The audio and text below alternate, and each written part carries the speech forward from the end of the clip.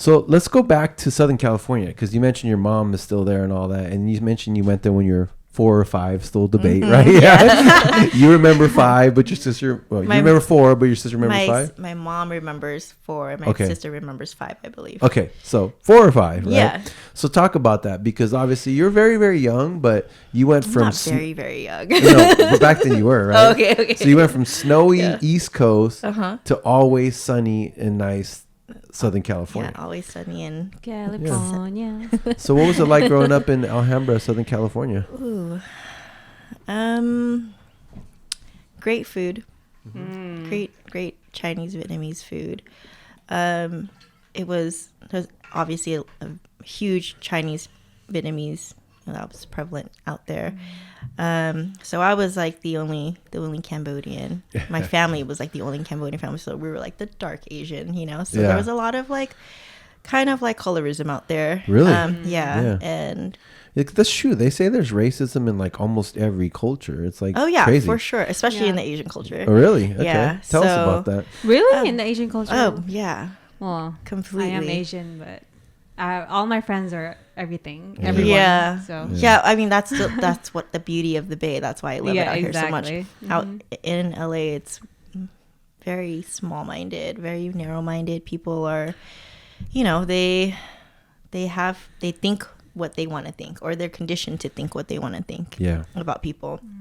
So my family would always be like, we would get taunted at, like, oh, you're the dark Asian, or you're like the blacks of the Asian. Like, they'll say stuff like that. Yeah, it's pretty messed up. But so we have that stigma. Like my family has that stigma because of it. I mean, my family wanted to live in Alhambra because it's it's a very it's nice. Suburbs. It's nice. It's good schools.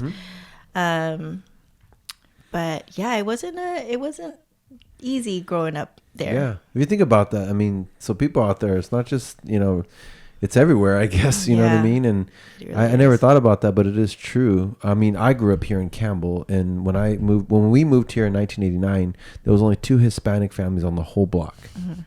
So I was like, we were like the dark of this area, you know? Yeah. And it was kind of funny because I ended up becoming best friends with the other Hispanic kid, which is, I don't know if it just kind of worked out that way. We felt like we whatever.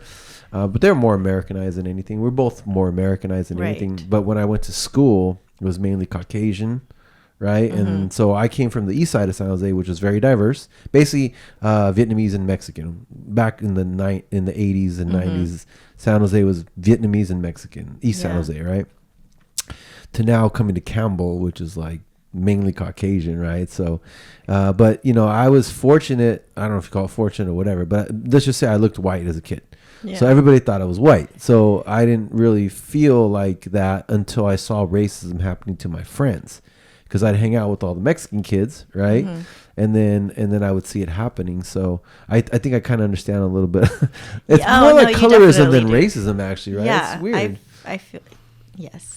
I mean, I think it happens in every culture, even, Definitely does. Yeah. Definitely does. But yeah, that was growing up in Alhambra for me. But I mean, I love it there. Yeah. Southern California is awesome. Southern California is beautiful. Alhambra close to? What's Pasadena? It's like 5 minutes south. 5 minutes south. Pasadena is really awesome too. Yeah. No one ever knows when I say Alhambra. They're like, what? Yeah. I mean, you're like Pasadena. They're like, oh, okay. Yeah. I've heard of it. I think I drove past by it, but I didn't stay there. Yeah, on the 10.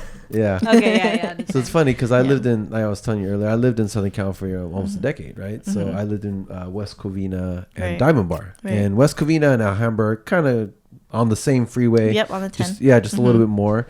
So I learned that if you just know the major freeways that go north, south, east, and west, you could pretty much get anywhere, right?